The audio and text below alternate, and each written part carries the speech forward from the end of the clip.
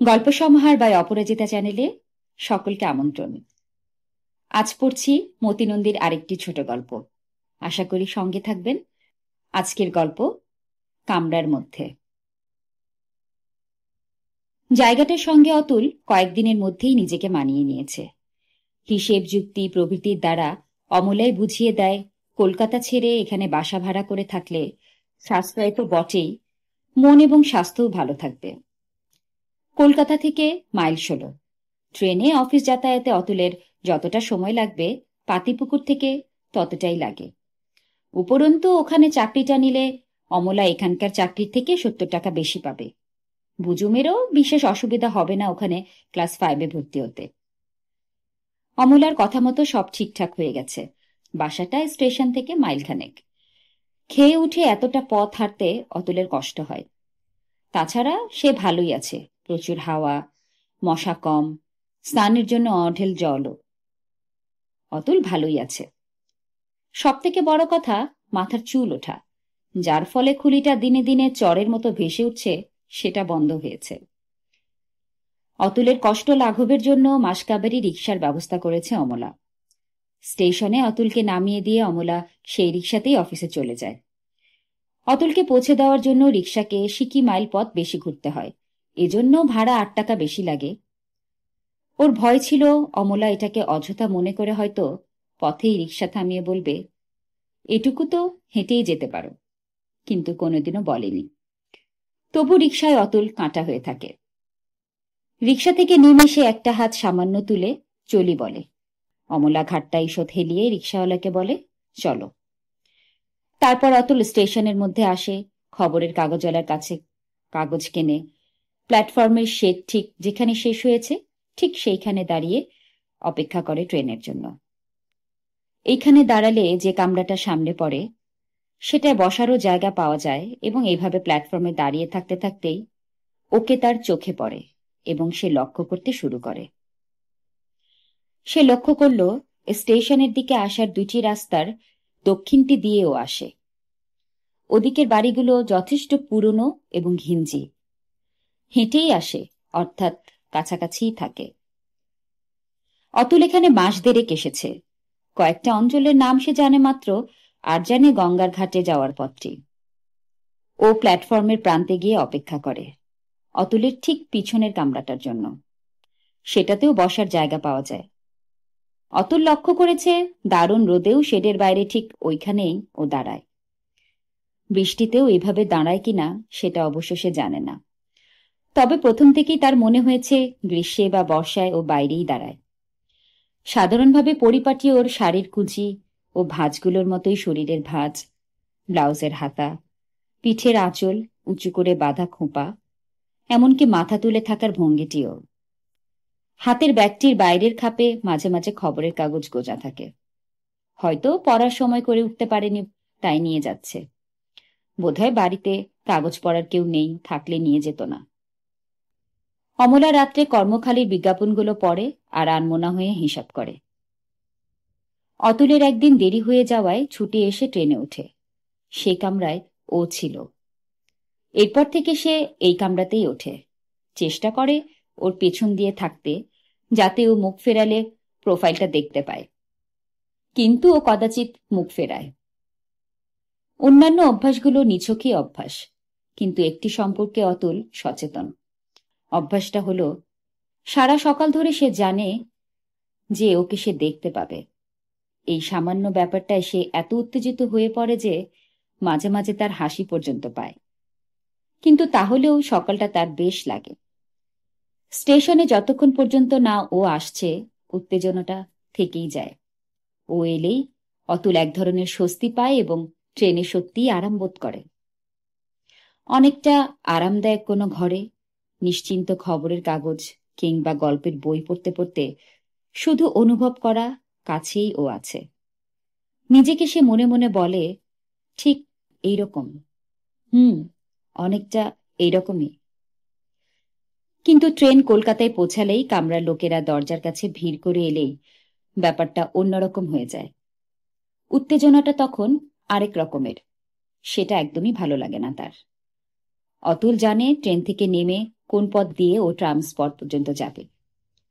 যদি একদিন সকালে আর সব দিনের মতোই দুজনে ট্রেনে উঠে কলকাতায় নামে এবং এই বিশেষ একদিন সকালে ও ট্রামের স্টপে না গিয়ে প্ল্যাটফর্ম থেকে বেরিয়েই গেটের ওধারে তার জন্য অপেক্ষা করে, তারপর দুজনে নিরিবিলি কোথাও গিয়ে বসে, যদি এমন হয়। অতুল মনে মনে এমন কিছু চিত্র ভেবে নেয়। ওর সঙ্গে কি করে আলাপ করা যায়, অতুল সেটাই ভাবল। জায়গাটা নতুন, তাছাড়া লোকসংখ্যাও যথেষ্ট, ট্রেনেও বেশ ভিড়। গায়ে পড়ে সাদামাটা ভাবেও কি ভিড় দেখেছে বলা সম্ভব নয়। সিনেমা হল আছে এবং নিশ্চয়ই লাইব্রেরিও আছে। কখনো কখনো মনে হয়েছে এখানকার লাইব্রেরিতে ভর্তি হয়ে যাবে। ও নিশ্চয়ই বই পড়ে এবং নিশ্চয়ই লাইব্রেরিটার মেম্বার। কিন্তু অমলা 10টার 1 মিনিটও বেশি আলো জেলে রাখতে দেবে না। বেশি রাত পর্যন্ত পড়লে চোখ খারাপ হবে। অমলার সঙ্গে 2 রবিবার সিনেমা দেখতে গিয়েছিল, কিন্তু অতুল ওকে দেখতে পায়নি। বাজারে ছিট কাপড়ের দোকানগুলোর সামনে এক চায়ের দোকানে পরপর কদিন সে চা খেয়েছে, কিন্তু ব্লাউজের কাপড় কিনতে ও আসেনি। বোধহয় কলকাতাতেই কেনে। গঙ্গার ধারেও পায়চারি করেছে। না, ও গঙ্গার ধারেও আসে না। একদিন অতুলের মনে হলো বউয়ের সঙ্গে রিকশায় স্টেশনে আসাটা ঠিক হচ্ছে না। তাই বাড়ি ফিরেই সে বলল, মিছিমিছি 8টা টাকা বাড়তি খরচ হচ্ছে। কিরকম? ওটুকু পথ তো হেঁটেই যেতে পারি। খাওয়ার পর আস্তে আস্তে হাঁটাটা শরীরের পক্ষে খুব দরকার, হজমে সাহায্য করে। বড় রাস্তাতেই যদি নামিয়ে দাও তাহলে রিকশাওয়ালাকে বাড়তি 8 টাকা দিতে হয় না, বুজুমের একজোড়া চটিও হয়ে যাবে। অমলা কিছুক্ষণ ভেবে বলল, আচ্ছা। সুতরাং অতুল তারপর থেকে একাই স্টেশনে আসে।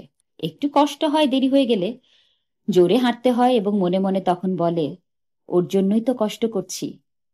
তবে হাত নেড়ে বউয়ের কাছে বিদায় নেওয়াটা ও এখন থেকে আর দেখতে পাবে না। বউ আছে জানলে ও আগ্রহী হবে না। ওকে আগ্রহী করতেই হবে। কেননা, অতুল আবার মনে মনে বলে, কেননা আমি ভালোবেসেছি। যাই হোক, অবশেষে অতুল এটাকে স্বীকার করে নিয়েছে। অবশ্য বরাবরই এরকমই একটা কিছু যে হবে সে জেনে গিয়েছিল, প্রায় প্রথম দিনই যখন ওকে স্টেশনের দিকে আসতে দেখে, ঠিক সেদিন থেকে। ও প্ল্যাটফর্মে ঢোকামাত্র তার মধ্যে যে প্রতিক্রিয়া ঘটে তার মনে হয়েছে ঝাঁকুনি লাগার মতোই কিছু একটা সেটা। এখন থেকে তার ভোরে গঙ্গার ধারের মন্থর বাতাস, ঘাটে জলের আঘাতের শব্দ, এমনকি পাটকলের চিমনির ধোঁয়াও ভালো লাগছে, অবাক করছে। কুণ্ডলি পাকানো ধোঁয়া ছড়িয়ে যাবার পর সে তার মধ্যে নানা রকম প্রাকৃতিক আকার দেখতে পায়। প্রেমের গান, রবীন্দ্রসঙ্গীত বা ফিল্মের। সে শোনে। বস্তুত অফিস ছুটির পর কয়েকটি ফিল্মও দেখেছে এবং বাড়ি ফিরে বলেছে ট্রেনের গোলমালের জন্য দেরি হলো। একটা ইংরেজি ফিল্মে সে দেখে দুজন ডিটেকটিভকে নিয়ে ভদ্রমহিলা এক হোটেলের বন্ধ কামরার দরজায় টোকা দিল।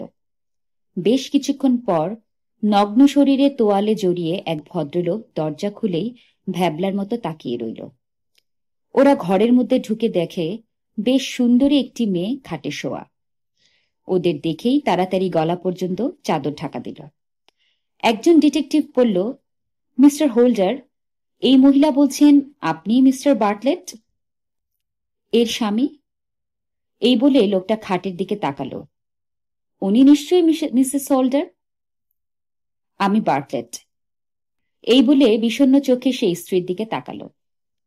এই দৃশ্যটার আগে পর্যন্ত বার্টলেটের প্রতি একটা চাপা ঈর্ষা অতুল অনুভব করেছিল, কিন্তু তারপরই ডিভোর্স, মাসোয়ারা নিয়ে দরাদরি এবং একমাত্র ছেলেটির অভিভাবকত্ব নিয়েতে যেসব হলো তার অনেক কথা না বুঝলেও অতুল অজান্তেই নিজেকে বলে, না, এসব নয়, অমলা এরকম কিছু করবে না, আমিও এভাবে কেলেঙ্কারি করব না। করব না কেন? রাত্রে অতুল অনেক কিছু ভাবল। অন্য কোনোভাবে কিছু যদি করা না যায় তাহলে বার্টলেটের মতো নয় কেন? পরদিন সকালে স্টেশনে এসে সে ঠিক করল ওকে ব্যাপারটা বুঝিয়ে বলতে হবে। আমরা যদি এভাবে দুজন দুজনকে না পাই তাহলে আর কি করতে পারি? তুমি যদি আমাকে ভালোবাসো এবং দারুণভাবে যদি ভালোবাসো, তাহলে আমি বলতে পারি যা খুশি করতে চাও আমি করতে পারব। এবং তুমিও করতে পারো। যত টাকা অমলা চাইবে সব দেব। এরপরই অতুল নিজের চিন্তা হৃদয়ঙ্গম করে দারুণ অবাক হয় এবং যথেষ্ট মজা পেয়ে বেশ জোরেই হেসে উঠল। তাই শুনে ও মুখ ফেরালো চাপা হাসি নিয়ে। কামরার আরো কয়েকজন অতুলের দিকে তাকিয়ে হাসল। হাতল ধরে দাঁড়িয়ে কোনো লোক আপন মনে জোরে হেসে উঠলে সকলে তো তাকাবেই। কিন্তু ও হেসেছে এবং হাসিটি অত্যন্ত সুন্দর, কারণ ও অত্যন্ত সুন্দর।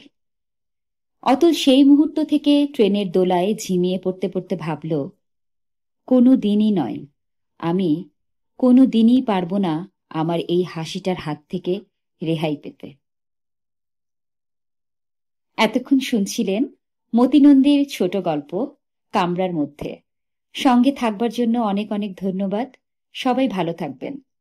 শরীর এবং মনের অবশ্যই যত্ন নেবেন।